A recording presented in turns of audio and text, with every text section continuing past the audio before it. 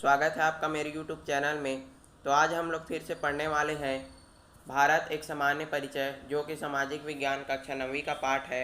तो चलिए आज का आगे शुरू करते हैं।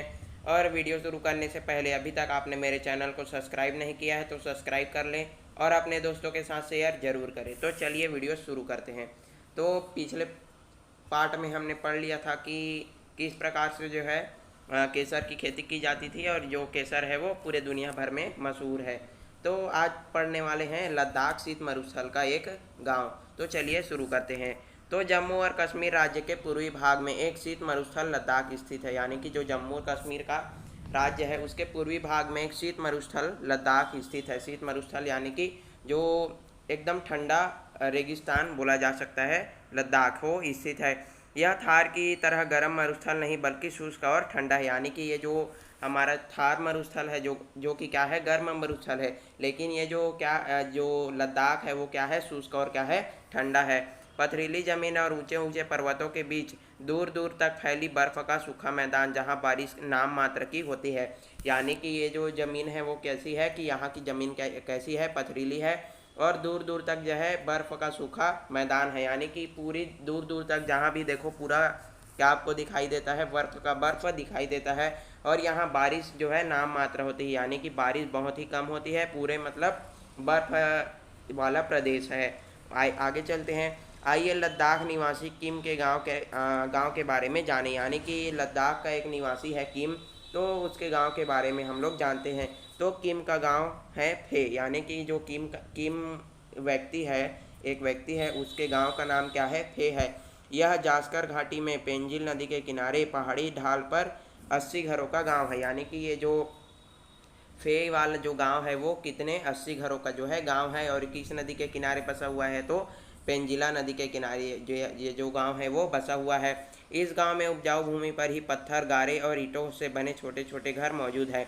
यानी कि ये जो गांव है वो पत्थर के गारे, मतलब गारे पत्थर और जो ईंट से बने छोटे छोटे घरों से बना हुआ गांव है। और इन घरों को क्या कहा जाता है, खंगपा के नाम से जाना जाता है। यानी कि ये जो घर जो पत्थर, गारे और ईंट से बने छोटे छोटे घर मौजूद हैं उन्हें खंगपा के नाम से जाना जाता है। तो आपको इसको याद रखना है।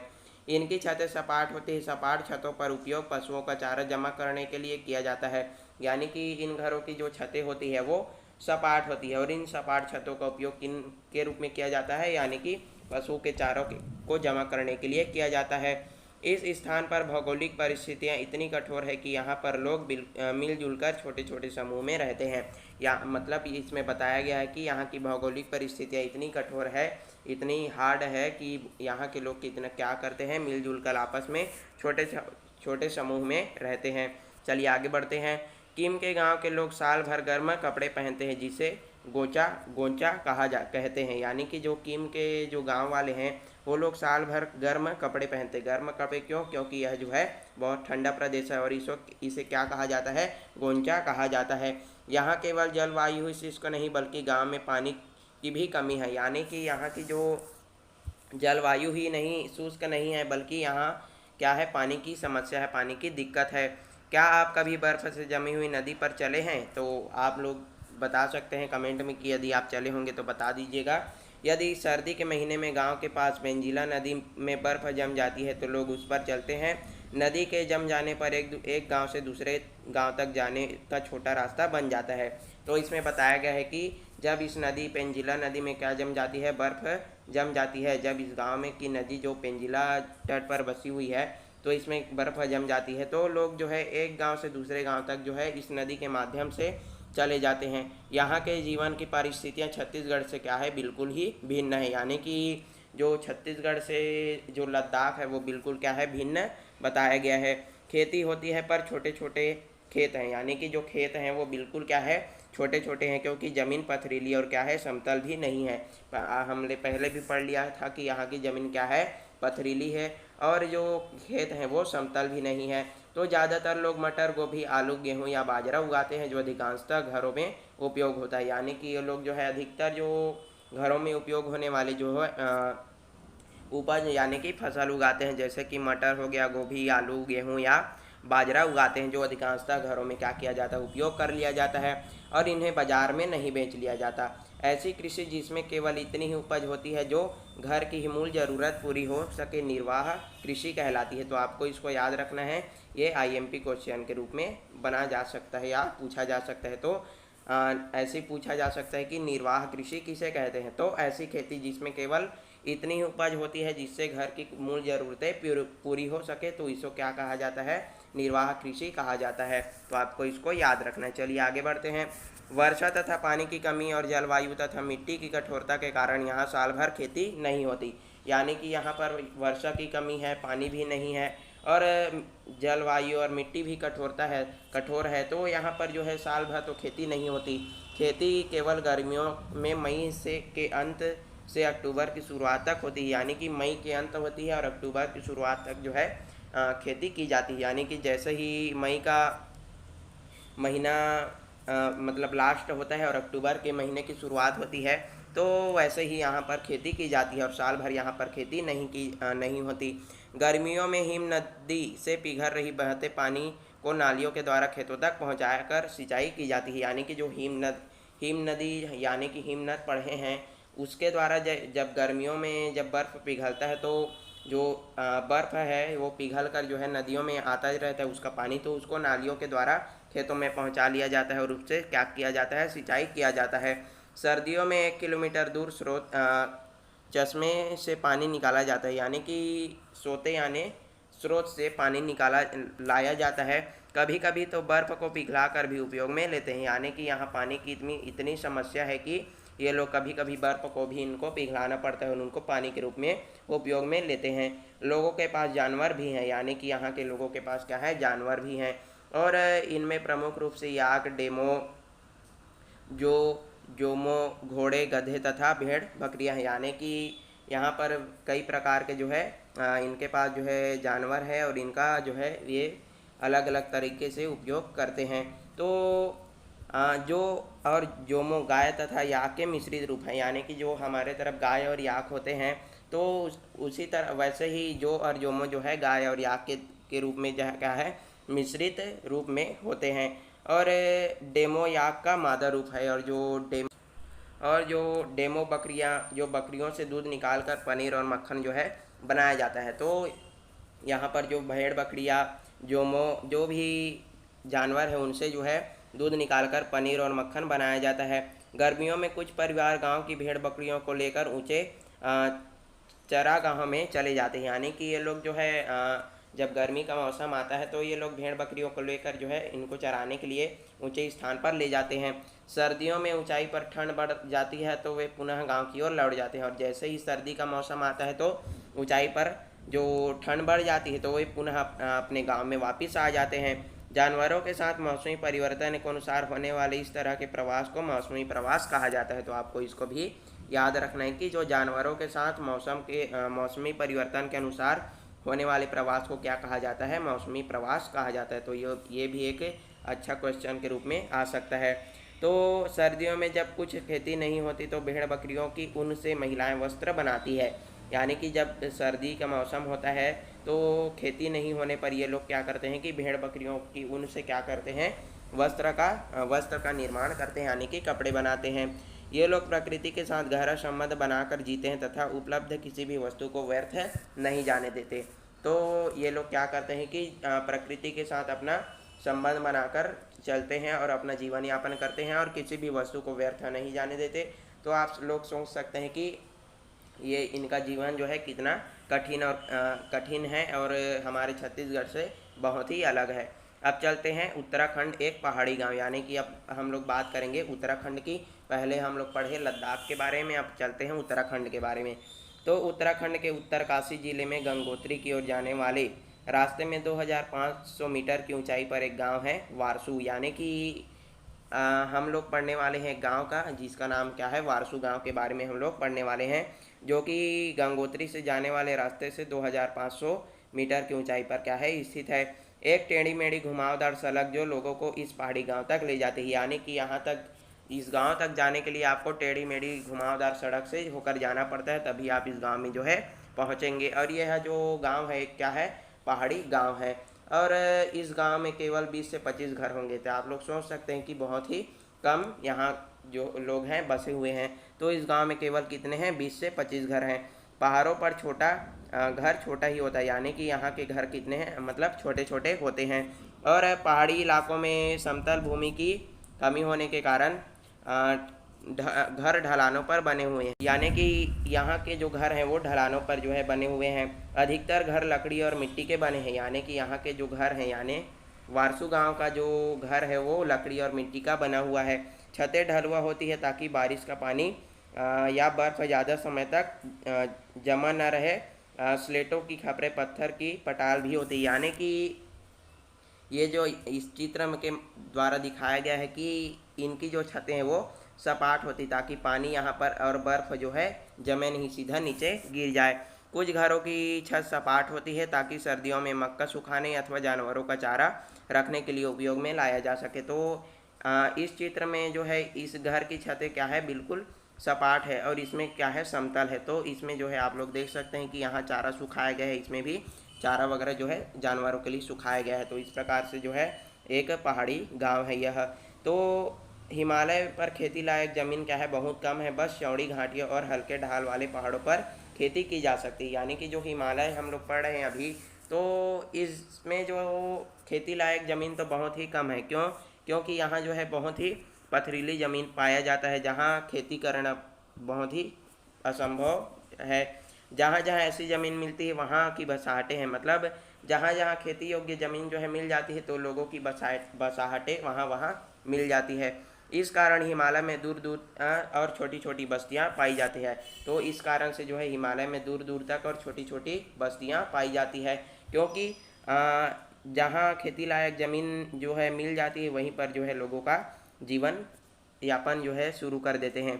खेती हर भूमि की कमी के कारण पहाड़ों पर आबादी बहुत कम और बिखरी हुई है। तो हम लोग पहले अभी देखें कि जो वारसू गांव है उसमें 20 से लगभग 30 घर ही होंगे। तो इस कारण से जो है खेती हर भूमि की कमी के कारण यहाँ जो है आबादी बहुत है, क्या है, कम है और बिखरी हुई है। मिट्टी पथरीली और जलवायु शीतोष्ण है, यानी कि यहाँ की मिट्टी क्या है, पथरीली, और जलवायु क्या है, ठंडी है। सर्दियों के महीने में एक बार बर्फ जरूर गिरती है। वर्षा क्या होती है, सामान्य या नाम मात्र होती है। बारिश के पानी से मिट्टी का कटाव बहुत ज़्यादा होता है। सीढ़ी नुमा खेतों की मदद से मिट्टी का कटाव रोका जा सकता है, यानी कि बारिश के पानी से मिट्टी का कटाव जो है बहुत ज़्यादा होता है। इस कारण यहाँ पर जो है सीढ़ी नुमा खेती की जाती है। तो आप लोग देख सकते हैं कि इस प्रकार से जो है ये जो खेत है वो सीढ़ी नुमा बनाया गया है। जैसे कि ये देखिए, ऐसे जो सीढ़ी नुमा इस प्रकार से जो है खेत बनाया गया है ताकि मिट्टी का कटाव को रोका जा सके। तो आप इस चित्र के माध्यम से समझ सकते हैं कि सीढ़ी नुमा खेत किस प्रकार से जो है बनाया जाता है। अब चलते हैं, हिमालय के लोग सीढ़ी नुमा खेतों में चावल, मक्के, सब्जियां और क्या उगाते हैं, फल उगाते हैं। यानी कि जो हिमालय के जितने भी हिमालय के जो इधर बसे हुए लोग हैं वो सीढ़ी नुमा खेतों में चावल, मक्का, सब्जियां और फल उगाते हैं। पहाड़ी खेतों में अनाज की पैदावार ज़्यादा नहीं होती, पर आपको जानकर आश्चर्य होगा कि इन खेतों में सब्जियां बहुत होती है। यानी कि ये जो पहाड़ी खेतों में जो अनाज है, यानी कि जो चावल हो गया, मक्का, ये तो बहुत कम होता है, लेकिन ये आपको जानकर हैरानी होगा कि यहाँ खेतों में सब्जियां बहुत ही अधिक होती है। यानी कि यहाँ पर जो है सब्जियां बहुत अधिक मात्रा में उगाया जाता है, यानी कि पैदावार इसकी सब्जियों की पैदावार बहुत ज़्यादा होती है। इस प्रकार से आप समझ सकते हैं। आपने पहाड़ी आलू और शिमला मिर्च के बारे में तो सुना होगा, सभी लोग इसके बारे में जानते हैं कि पहाड़ी आलू और जो शिमला मिर्च है उसके बारे में सभी लोग जानते हैं। इस तरह सेब, आलू बुखारा, शुबानी, नाशपाती और चेरी जैसे फलों और सब्जियों की खेती पहाड़ी इलाकों और ढलानों में होती है। यानी कि इस तरह सेब, आलू बुखारा, ये जो फल हैं और सब्जी है तो इसकी खेती जो है पहाड़ के ढलानों में, यानी कि ये जो सीढ़ी नुमा जो खेत है उसके द्वारा जो है किया जाता है। इन फलों को बड़े पैमाने पर बागों में लगाया जाता है और उन्हें दूर दूर बाज़ारों में बेचा जाता है। यानी कि जो उधर के जो फल हैं वो हमारे तरफ जो है दूर दूर तक से, मतलब उधर के फल हैं वो हमारे तरफ भी आते हैं, उनको लाया जाता है, उनको बेचा जाता है। यहाँ अधिकांशतः सदाबहार वन है जिनके पत्ते एक साथ नहीं झड़ते।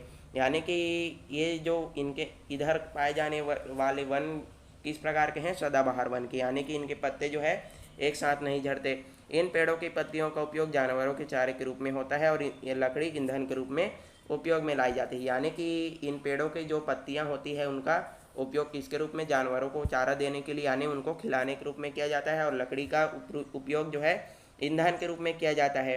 भोजन खेतों से प्राप्त उपज से पूरा हो जाता है, यानी कि जो भोजन है इन लोगों का जो खेतों से प्राप्त उपज से पूरा हो जाता है।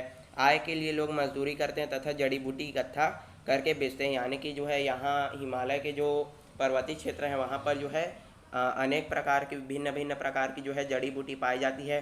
तो वे लोग क्या करते हैं कि इनको इकट्ठा करते हैं, उनको बेचते हैं, अपना जीवन यापन करते हैं। आय के स्रोत के अभाव में युवा शहर में स्थित कारखानों की तरफ क्या करते हैं, प्रवास करने लगे हैं। औरतें घर के काम के साथ साथ खेतों में भी काम करती है, यानी कि यहाँ के जो युवा वर्ग हैं वो रोजगार की तलाश में क्या करने लगे हैं, कारखानों की तरफ जो है प्रवास करने लगे यानी आने लगे हैं। और जो औरतें बची हुई है अपने घर में, वो लोग क्या करती हैं कि घर के साथ साथ क्या करती है, खेती का काम भी अपना संभाल लेती है। अब चलते हैं पशुपालन और लोग, यानी कि वारसू गांव में किस प्रकार से पशुपालन किया जाता है और वहाँ के लोग कैसे हैं। तो वारसू गांव के आसपास के लोग में जाड़ समुदाय गड़रिया के लोग रहते हैं, यानी कि वारसू गांव में कौन से समुदाय के लोग, यानी गड़रिया समुदाय के लोग रहते हैं। इनका मुख्य व्यवसाय भेड़ और बकरियों का पालन करना है, यानी कि ये लोग मुख्य रूप से भेड़ बकरियों का पालन करते हैं, उनको चराते हैं। प्रतिवर्ष गर्मी के दिनों में हिमालय के ऊपरी हिस्सों में रसीली और मुलायम घास उगती है, यानी कि जब गर्मी का मौसम आता है तो हिमालय के जो ऊपरी हिस्से में क्या होती है, रसीली और मुलायम घास उगती है। इसलिए वे अप्रैल के महीने में अपने घर से सभी भेड़ों को लेकर चराते हुए चीन की सीमा तक चले जाते हैं, यानी कि ये लोग क्या करते हैं, वारसू गांव के लोग सभी भेड़ बकरियों को लेते हैं और अप्रैल के महीने में अपने चराते हुए उनको ऊपर की ओर चीन की सीमा तक ले जाते हैं। उन्हें पता होता है कि कौन सा पहाड़ भारत का और कौन सा चीन की सीमा है, यानी कि उनको इतना पता होता है कि कौन सा जो पहाड़ है वो भारत का है और कौन सा चीन का है। उन्हें पता है कि कौन सा हिमालय की स्थलाकृति, वनस्पति और मौसम के बारे में इनके पास बहुत ही अनुभव और ज्ञान होता है, यानी कि इनको जो है पूरी तरह से वहाँ के जो मौसम के बारे में अच्छी तरह से अनुभव और ज्ञान होता है। इस यात्रा में उन्हें कई बार मौसम की मार भी सहनी पड़ती है, यानी कि कई बार उनको ओले या बर्फबारी और कई प्रकार के अनेक प्रकार की जो है मौसमी मार जो है इनको सहनी पड़ती है। और इसलिए वे अपने साथ खाने पीने व रहने के सामान के साथ भी चलते हैं, यानी कि वे लोग अपने साथ पूरे खाने पीने और रहने का सामान भी अपने साथ लेकर चलते हैं। तो इस चित्र में आप देख सकते हैं कि इस प्रकार से जो है इसमें घास उगाया गया है, उगा हुआ है, और जहाँ भेड़ों के लिए पर्याप्त घास मिलती है, यानी कि जो हिमालय का जो ऊपरी हिस्सा है, ऊंचा जो पर्वत है, वहाँ का यह जो चित्र है इसमें बताया गया है। और इस प्रकार से जो है यहाँ पर भेड़ बकरी अपना चराई घास चर रहे हैं। तो चलिए आगे चलते हैं। वे जुलाई अगस्त में नीचे उतरने लगते हैं तथा नवंबर में अपने घर आ जाते हैं। अब जैसे ही जुलाई अगस्त आता है तो वे लोग जो है अपना नीचे उतरने लगते हैं पहाड़ पर्वतीय क्षेत्र से, और नवंबर तक अपने घर में वापस आ जाते हैं। वहाँ यहाँ की घास जानवरों खासकर भेड़ों को चराने के लिए बहुत उपयुक्त है, यानी कि जो ऊपरी जो हिमालय है पर्वतीय क्षेत्र, वहाँ की घास जो है भेड़ बकरियों को चराने के लिए क्या है, बहुत ही उपयुक्त है। पश्चिमी हिमालय में भेड़ मांस और ऊन के लिए पाली जाती है, यानी कि पश्चिमी हिमालय में जैसे हम लोग देखेंगे तो वहाँ की भेड़ क्यों पाली जाती है, क्योंकि मांस और उनको ऊन से मिलता है, इस कारण उनको पाला जाता है। इनका इस कारण भेड़ पालना मुख्य व्यवसाय है। तो पूर्ण रूप से देखें तो इनका जो भेड़ बकरी पालना ही मुख्य व्यवसाय यहाँ माना गया है। ठंड के दिनों में पशुपालक अपने जानवरों के साथ हिमालय के निचली हिस्सों में आ जाते हैं। निचले हिस्से में ठंड कम पड़ती है और चारा भी मिल जाता है, यानी कि जैसे ही ठंड का मौसम आता है तो ये लोग जो है निचले हिस्सों में आ जाते हैं, और निचले हिस्सों में क्या होती है, जो ठंड कम पड़ती है, तो इस कारण यहाँ पर चारा भी मिल जाता है। यहीं पर इन पशुपालकों के गांव भी हैं, और यहाँ इन पशुपालकों के गांव भी होते हैं। यहाँ इनके मकान होते हैं और वहीं वे खेती करते हैं। ठंड के महीने में लोग घरों में ऊन काटने, कंबल आदि का काम करते हैं, यानी कि जब ठंड का मौसम आता है तो ये लोग जो है अपने घरों में आ जाते हैं और ऊन काटने या ऊन बनाने और कंबल आदि बनाने का काम जो है इनके द्वारा किया जाता है। हिमालय में रहने वाली कई जातियों में जो कुछ पशुओं के मौसमी प्रवास करते हैं, इनमें प्रमुख है गढ़वाल तथा कुमाऊं में भोटियो जनजाति, जो भेड़ बकरियों तथा मवेशी चराते हैं, यानी कि ये लोग इसमें बताया गया है कि कौन कौन से जनजाति जो है भेड़ बकरियों के साथ जो है मौसमी प्रवास करते हैं। तो उनमें प्रमुख रूप से क्या है, गढ़वाल, कुमाऊं और भोटियो जनजाति हैं जो भेड़ बकरियों के साथ क्या करते हैं, मौसमी प्रवास करते हैं। कश्मीर में बकरवाल जनजातियां केवल बकरियां चराती है। जम्मू, हिमाचल प्रदेश, उत्तराखंड में मूलतः भैंस चराने वाले गुज्जर, दक्षिण पूर्वी लद्दाख में चंगपा तथा हिमालय के किन्नौर में किन्नौरी इत्यादि जनजातियां हैं। यानी कि इसमें जो है पूरा जनजातियों के बारे में बताया गया है, तो आपको इनको याद भी रखना है। चलिए अब चलते हैं उद्योग धंधे के बारे में। तो हिमालय के जो क्षेत्र है वहाँ पर किस किस प्रकार के जो है उद्योग लगाए गए हैं, तो इस जो पैराग्राफ में उसमें पढ़ने वाले हैं। तो हिमालय की ऊंचाइयों पर बर्फ खूब पड़ती है, जिसके पिघलने के कारण छोटे बड़े नदी नाले ढलाने पर तेज़ी से बहते हैं। यानी कि जो हिमालय है वो उसमें ऊंचाई पर जो है बर्फ़ तो खूब जमी रहती है, तो इस जैसे जैसे ये पिघलते रहते हैं तो छोटे बड़े जितने भी नदी नाले हैं उनके उसमें जो है बहुत अधिक मात्रा में क्या बहता रहता है, पानी जो है बहता रहता है। इन नदियों के पानी के का उपयोग बिजली उत्पादन में किया जा रहा है। यानी कि इतनी रफ्तार से जो पानी बहता है तो उसका उपयोग क्या किसके रूप में, बिजली के उत्पादन में किया जा रहा है। पहाड़ी नदियों का पानी ढलानों पर पाइप द्वारा तेज़ी से गिराया जाता है, जिससे पनबिजली की मशीनें चलती है। यानी कि ऊपर से जो है बहुत तेज़ी से गिराया जाता है, जिससे ये पनबिजली चलती है और बिजली का उत्पादन किया जा रहा है। हिमालय में चूना पत्थर मिलता है। यहाँ के चूने के पत्थर के उपयोग से सीमेंट के कारखाने लगाए जा रहे हैं। यानी कि यहाँ जो है चूने का पत्थर से सीमेंट कारखाने लगाए जा रहे हैं। चूना पत्थर की खदानें और सीमेंट कारखानों में लोगों को क्या मिल रहा है, रोजगार भी मिल रहा है। सीमेंट की उपलब्धता के कारण पुल, बांध, घर, पनबिजली केंद्र आदि बनने में आसानी हो गई है। यानी कि मुख्य रूप से यहाँ चूना पत्थर मिल रहा है, जिसके कारण सीमेंट के कारखाने लगाए जा रहे हैं और इससे जो है पुल, बांध, घर, पनबिजली इत्यादि बनाने में क्या हो रही है, आसानी हो रही है। परंतु यह काम हिमालय पर्वत के पर्यावरण को ध्यान में रखकर नहीं हो पा रहा है, जिसके कारण चूना खदानों से ज़मीन का खिसकना, मलबे में जमा होना और उससे जुड़ी समस्या क्या हो रही है, पैदा हो रही है। यानी कि सीमेंट तो पूर्ण रूप से अच्छे से बनाया जा रहा है, लेकिन उसका विपरीत परिणाम पर्यावरण को ही भुगतना पड़ा है। यानी कि पर्यावरण को ध्यान में रखकर इसका उत्पादन नहीं किया जा रहा है, जिसके कारण क्या हो रहा है कि यहाँ पर जो है भूस्खलन जैसी समस्या, मलबा जमा होना इत्यादि समस्या क्या हो रही है, पैदा हो रही है। सीमेंट के कारखानों से सीमेंट की धूल उड़कर चारों ओर छा जाती है। इस धूल के कारण लोगों की सेहत, पेड़ पौधे और फसलों को क्या होने लगा है, नुकसान होने लगा है। बिल्कुल सही बात है कि जो सीमेंट के कण होते हैं वो अत्यधिक महीन होते हैं, तो इस धूल के कारण से जो लोगों की सेहत है, यानी कि उनके फेफड़ों को भी नुकसान हो रहा है, पेड़ पौधों को नुकसान हो रहा है और वहाँ की फसलों को भी क्या हो रहा है, नुकसान हो रहा है। तो आपको इसको याद रखना है। यहाँ के परंपरागत उद्योग हैं पुराने हस्तशिल्प, जैसे हथकरघे से बने कपड़े व शाल की बुनाई, कशीदाकारी, लकड़ी की तराशी हुई सजावट सामग्री। यानी कि यहाँ के जो पारंपरिक उद्योग हैं उनमें ये जो है मुख्य रूप से शामिल है, जैसे कि पुराने हस्तशिल्प यानी हाथ से कुछ वस्तु का निर्माण करना, जैसे कि हथकरघे से बने हुए कपड़े या शाल की बुनाई ये लोग करते हैं। कशीदाकारी, लकड़ी की किसी तराशी हुई सजावट सामग्री इत्यादि का ये क्या करते हैं, निर्माण करते हैं। इनके अलावा कागज़ की लुगदी से भी सुंदर डिजाइनदार सामान बनाए जाते हैं। यानी कि जो कागज़ होता है उसको ये लोग जो है गीला करके उसकी जो लुगदी होती है उससे भी ये लोग जो है सुंदर डिजाइनदार क्या बनाते हैं, सामान बनाते हैं।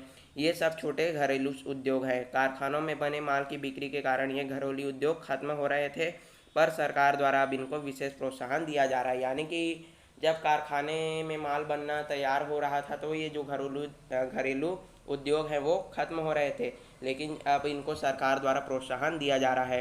परिणाम इनका सामान दूर दूर तक बाज़ार में पहुंचने लगा और इनकी मांग काफ़ी बढ़ गई।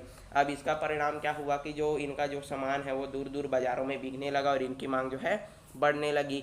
ये सब अच्छे कीमत पर बिक जाते। हाल में कुछ सालों पर फल का रस निकालने, मुरब्बे, अचार आदि बनाने वाले छोटे कारखाने भी लगे हैं। अब कुछ साल पहले अब इसमें बदलाव आया है। अब फलों का रस निकालने वाले, मुरब्बे, अचार आदि बनाने वाले जो छोटे कारखाने भी इसमें लगाए गए हैं। इनमें वहाँ पर उगाए जाने वाले फलों का उपयोग किया जाता है। यानी कि हमने पहले पढ़ा कि यहाँ पर फल और सब्जियाँ बहुत अधिक मात्रा में उगाया जाता है, तो वहाँ पर इन फलों का जो है उपयोग किया जा रहा है।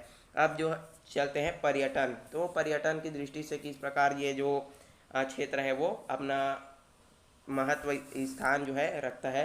तो पहाड़ी क्षेत्रों में कुछ वर्षों से पर्यटन व्यवसाय तेजी से फल फूल रहा है। यानी कि जो पहाड़ी क्षेत्र है उसमें पर्यटन जो व्यवसाय है वो बहुत आगे आ रहा है। देश और विदेश से लोग हिमालय की प्राकृतिक खूबसूरती का आनंद लेने और धार्मिक स्थलों की यात्रा के लिए यहाँ बड़ी संख्या में आते हैं। यानी कि आप सभी लोग जानते हैं कि ये जो हिमालय है वो बहुत ही खूबसूरत और आनंद देने वाला जो जगह है। और यहाँ पर जो बहुत ही धार्मिक स्थल भी हैं, जैसे कि हमारा जो अमरनाथ मंदिर हो गया वो यहीं पास जो है स्थित है। और उनके ठहरने खाने पीने के लिए होटल और लाने ले जाने के लिए मोटर टैक्सी आदि के लिए काम के व्यवसाय अब तेज़ी से विकसित हो रहे हैं। यानी कि जो भी टूरिस्ट लोग आते हैं तो उनके रहने खाने पीने और ठहरने के लिए यहाँ पर जो है व्यवसाय अब तेज़ी से क्या हो रहे हैं, विकसित हो रहे हैं और इनको जो है रोजगार की प्राप्ति हो रही है। और हिमालय में महत्वपूर्ण तीर्थ स्थान है क्या है, बद्रीनाथ के केदारनाथ और जो गंगोत्री, यमुनोत्री, हेमकुंड साहिब आदि। यानी कि यहाँ के प्रमुख तीर्थ स्थल क्या हैं कि मैंने आपको पहले भी बताया कि ये जो केदारनाथ हो गया, गंगोत्री हो गया, बद्रीनाथ। और यहाँ के लोग जो है प्राकृतिक जो खूबसूरती है उसका भी आनंद लेने के लिए और जो कुछ लोग चढ़ाई करने के लिए भी यहाँ पर आते हैं। अब चलते हैं भूस्खलन एक गंभीर समस्या। यानी कि भूस्खलन क्या होता है तो इसके बारे में हम लोग जानने वाले हैं।